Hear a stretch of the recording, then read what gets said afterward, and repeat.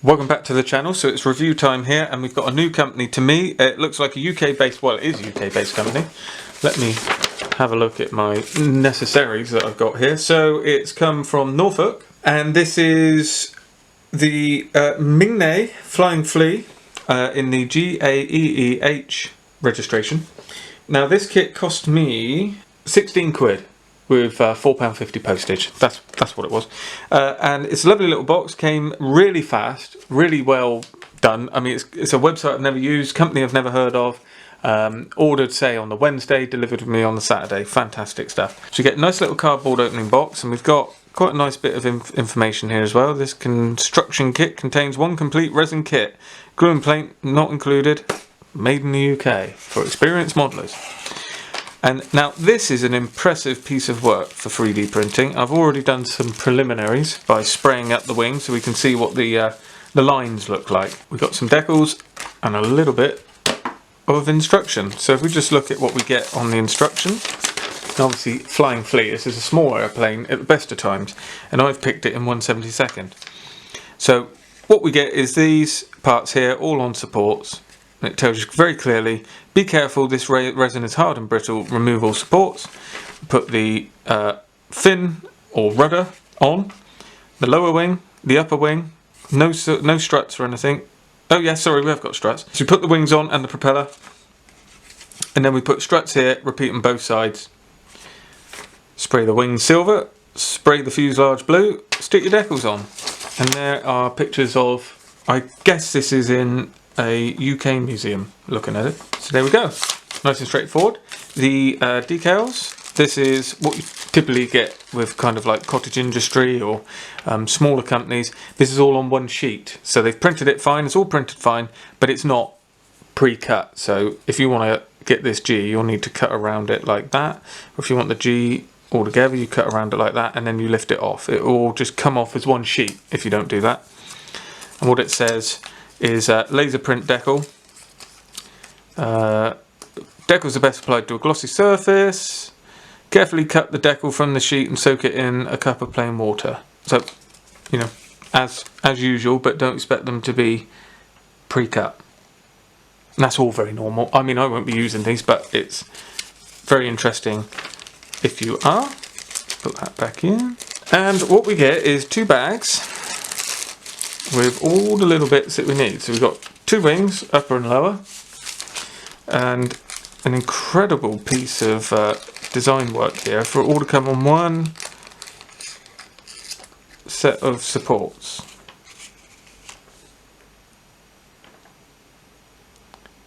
And there we are, we've got the one-piece fuselage.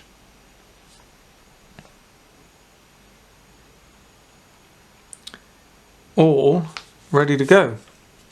Let me just check on the strap. That's rigging. That's rigging. That's rigging. Rigging. Yeah. Here's rigging.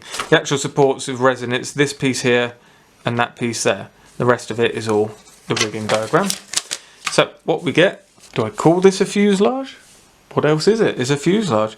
We've got the engine in there. The chain is all there. Fantastic. Now what you will see here, and this is something that happens with 3D printed stuff. There are ways around it, but it's not easy. You'll see, like here, there's kind of like, I don't know if I can catch, there you go, you see the lines? I mean, we can call them layer lines or artifacts, whatever you want. It's just, it's the thickness, well, it's a number of things. It's the thickness of each layer, the exposure time, and also there's this thing called anti-aliasing, something like that, which also can smooth this. And it all depends on your printer really. So where you've got flat pieces, it's all extremely smooth. And then when you've got gradual, like they've done here, this has been gradually narrowed back down the spine, you do get artifacts. But this is resin, it's hard and it's brittle. Once you got this out of the supports, a quick blitz across there with a sanding stick and this will be completely smooth. The top part, absolutely smooth. So, I mean, it's not a big deal. We've got it around the front there as well. You just got to be a bit careful and you'll be able to sand that back, no problem, to smooth it out. You can see there as well, there's a few lines on the bottom.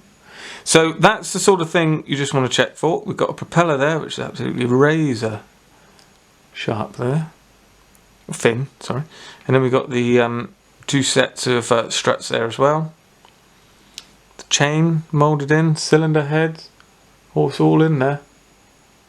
Wonderful stuff. Then we got the wings. Now this is quite ingenious how this has been designed. I'll show you this because this has done what it's meant to do. It's broken apart. So these are the supports. But what you're meant to do, you're meant to get rid of those supports. And what has been cleverly done is this weakness is being factored into the leading edge of the wing. So it breaks off. Now it is not part of the wing. I'm pretty sure. I think that's part of the wing there. This isn't. I hope I'm right. But I'm pretty sure that this bit here that's come away with the supports is meant to be a breakaway part. I don't think it's meant to have that fine leading edge.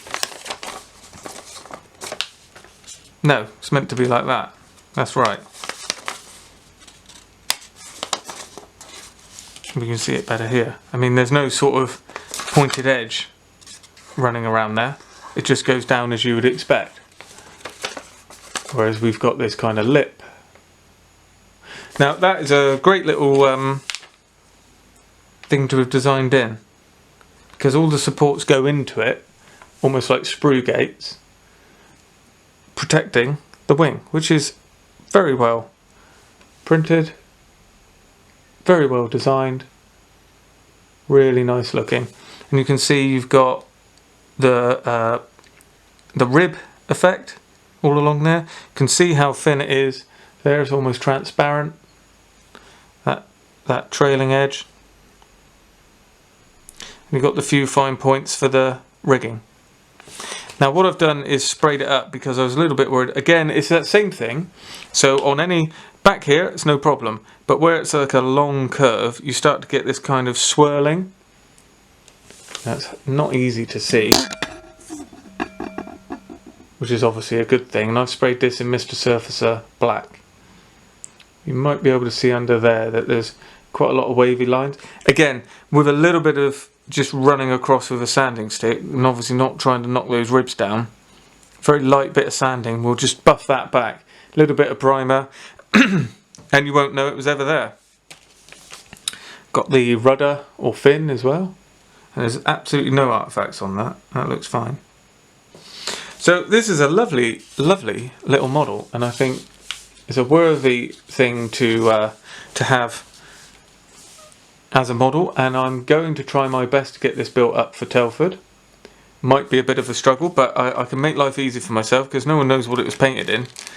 You know, I might try and do that inscription, which is going to be pretty small, on my cutter across here. And I might just, I don't know, paint it silver, something like that.